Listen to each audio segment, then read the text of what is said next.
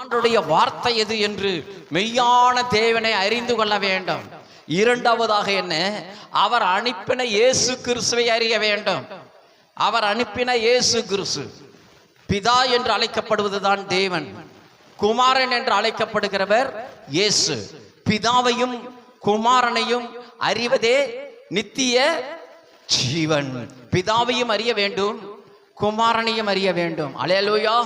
பிதாவையும் அறிய வேண்டும், இயேசுவையும் அறிய வேண்டும். பிதா எப்படிப்பட்டவர் என்பதை அறிய வேண்டும், இயேசு எப்படிப்பட்டவர் என்பதையும் அறிய வேண்டும். வெறும் இயேசு மட்டும் நான் அறிஞ்சா போதும், பிதாவை அறிய தேவையில்லை அப்படின்னு நினைக்க கூடாது. பிதாவும் குமாரனும் ஒன்றாக இருக்கிறார்கள். அல்லேலூயா. பிதாவையும் குமாரனையும் அறிவதே நித்திய ஜீவன்.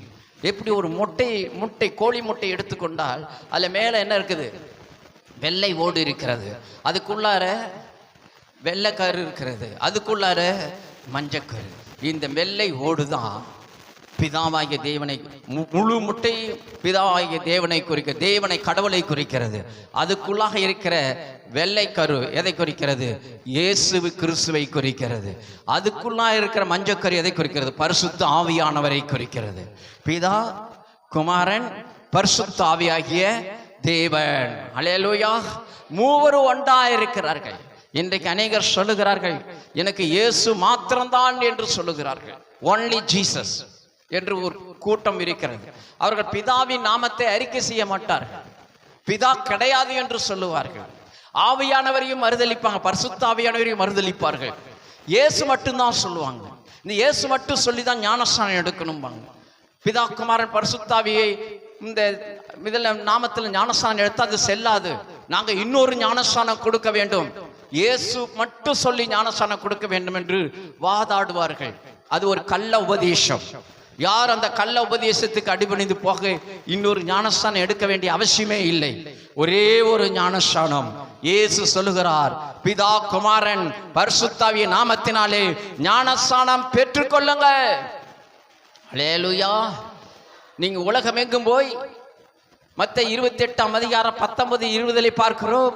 நீங்கள் உலகம் எங்கும் போய் சகல சிருஷ்டிக்கும் சுவிசேஷத்தை அறிவித்து பிதா, குமாரன், பரிசுத்தாவி நாமத்தினாலே அவர்களுக்கு ஞானஸ்நானம் கொடுங்கள் என்று சொன்னார்.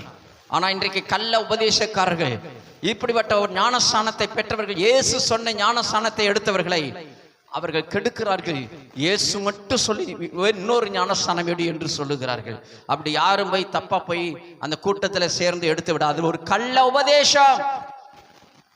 அந்த கள்ள உபதேசத்துக்கு கீழ்ப்படிந்து போய் விடாதீங்க. பிதாவையும் அறியணும், தேவகுமாரனாகிய யாரு?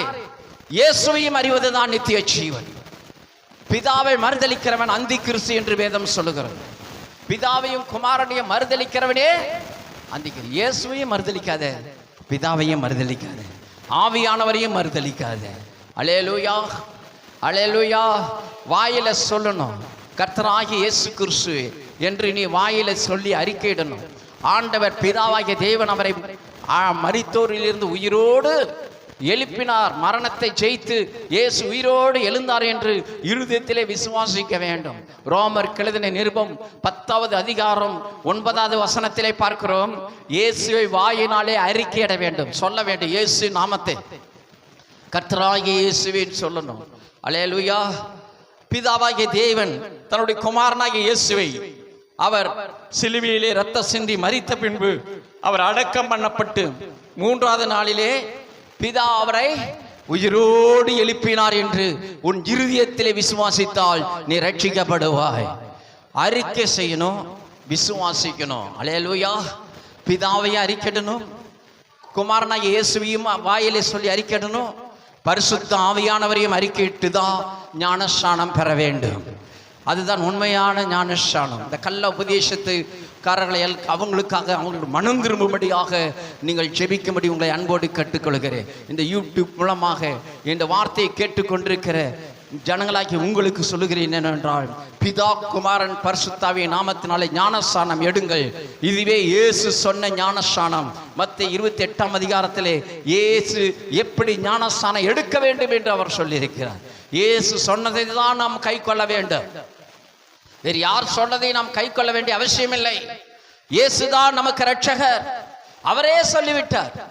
வேறு யாரும் நமக்கு சொல்ல தேவையில்லை. இயேசுவின் வார்த்தைக்கு தான் நாம் என்ன செய்ய வேண்டும்? கீழ்ப்படிய வேண்டும். அருமையான தேவ பிள்ளைகளே, அவரை அறிய வேண்டும், பிதாவை அறிய வேண்டும். அல்லேலூயா. குமாரனாகிய இயேசுவை அறிய வேண்டும். அல்லேலூயா.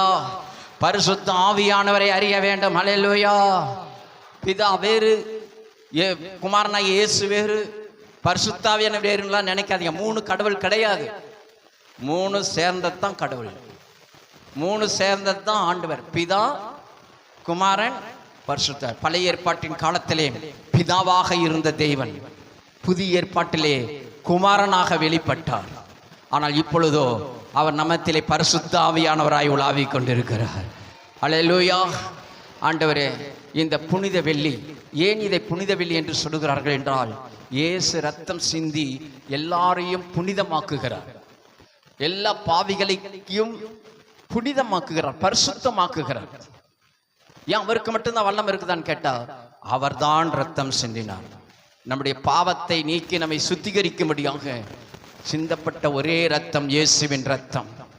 அதனால தான் இந்த வெள்ளியை என்னன்னு சொல்றோம்? புனித வெள்ளி, குட் ஃப்ரைடே என்று சொல்லுகிறோம். அருமையானவர்களை, இதை நாம் நினைவு கூறுகிறோம், மற்றபடி அல்ல. இதை நாம் நினைவு கூறுகிறோம். அப்ப இன்னைக்கு மட்டும்தான் நினைவு கூறணுமான்னு கேட்கலாம் நீங்க. இல்ல, ஒவ்வொரு நாளும் ஒவ்வொரு நிமிஷமும் இயேசு எனக்காக ரத்தம் சிந்தினார், இயேசு எனக்காக அடிக்கப்பட்டார். அவர் எனக்காக மாத்திரமல்ல, சர்வலோகத்தின் பாவங்களை சுமந்து தீர்க்கும் தேவ ஆட்டுக்குட்டியாக அவர் சிலுவையிலே பலியானார் என்று விசுவாசித்து அனுதினமும் அவருடைய பாடுகளை நினைவு கூற வேண்டும். இன்றைக்கு விசேஷமாக நாம் அதை தியானிக்கிறோம், அவ்வளவுதான். ஆனால் ஒவ்வொரு நாளும் அவருடைய பாடுகளை நினைவு கூறணும். அல்லேலூயா. இயேசு நமக்காய்ப்பட்ட பாடுகளை எத்தனை பேர் நினைவு கூறுகிறீர்கள்? அவர் நமக்காய்ப்பட்ட பரியாசம், அவர் நமக்காகப்பட்ட நிந்தை, அவமானம். அவரை பார்க்கும்போது மனிதர்கள் பார்க்கத்தக்க ரூபம் அவருக்கு இல்லாதிருந்தது. அவருக்கு அழகும் இல்லை, சௌந்தரியம் இல்லை. அவர் காரி துப்பப்பட்டார், போர்ச்சவர்களாலே நிந்திக்கப்பட்டார், 39 அடிகள் சவுக்கினாலே அடிக்கப்பட்டு இரத்தம் அவர் ஆராய் ஓடினது, முதுகெல்லாம் கிழிக்கப்பட்டு அவர் தலையிலே முட்கிரீடம் சூட்டப்பட்டு போர்ச்சவர்கள் ஓங்கி அடித்து யூதருக்கு ராஜாவை வாழ்க என்று அவரை பரியாசம் பண்ணி நிந்தித்தார்கள்.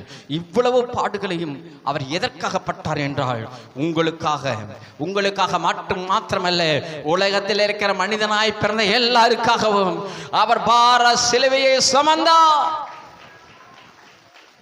இந்த செய்தியை நீ எந்த இடத்திலிருந்து கேட்டுக்கொண்டிருந்தாலும், அருமையான சகோதரனே, சகோதரியே, வயதான தாயை, தகப்பனே, சிறு பிள்ளைகளே, உங்கள் எல்லாருக்காகவும் சிலுவையை சுமந்த இயேசுவை நம்புங்கள். அவரிடத்திலே பாவங்களை அறிக்கையிடுங்கள். அவர் உங்கள் பாவங்களை மன்னித்து புதிய மனிதர்களாக உங்களை மாற்றி, இந்த உலகத்தோடு மனிதனுடைய வாழ்க்கை முடிவடைவதில்லை, இதை காட்டில் ஒரு மேலான வாழ்க்கை, நித்திய ஜீவ வாழ்க்கை, பரலோக வாழ்க்கை, அந்த இடத்துக்கு நீங்க போய் சேர முடியும். இந்த உலகத்திலேயே நீங்க உங்களை ஆண்டவர் நல்லா வைப்பாரு, அந்த நல்ல இடத்துக்கு உங்களை கொண்டு போய் சேர்ப்பார் என்று சொல்லி, நான் உங்களுடைய இவ்வளவு நேரம் வார்த்தை கேட்ட உங்கள் எல்லாருக்கும் நான் நன்றி செலுத்தி ஆண்டவரை துதித்து இந்த ஜெபத்தை, இந்த வார்த்தையை நான் முடிக்கிறேன். கர்த்தர் புனித வெள்ளியை ஆண்டவர் ஆசீர்வதித்து உங்களுக்கு கொடுப்பாராக. ஆமென், ஆமென், ஆமென். God bless you.